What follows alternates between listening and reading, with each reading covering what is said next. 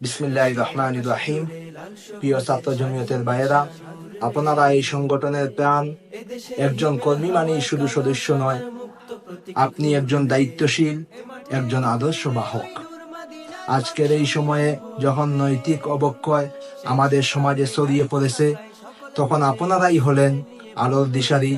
আপনারা যদি নিজের চরিত্র গড়েন, নিয়মিত ইলম অর্জন করেন এবং সংগঠনের দায়িত্বকে আন্তরিকতার সাথে পালন করেন, তাহলেই এই সমাজে সৎ ও ন্যায় প্রতিষ্ঠা করা সম্ভব।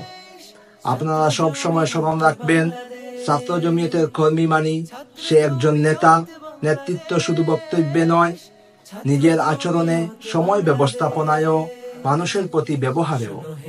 আমরা ছোট কাজকে অবহেলা করব না। একজন কর্মীর প্রতিটি আমলই যদি ইখলাসের সাথে হয়, তবে সেটি বড় পরিবর্তনের সূচনা হতে পারে। পরিশেষে বলবো, আমরা কাজ করব আল্লাহর জন্য, মানুষের কল্যাণে এবং ইসলামকে সমাজে প্রতিটি স্তরে পৌঁছে দিতে। আল্লাহ তাআলা সবাইকে কবুল করুন। আমিন।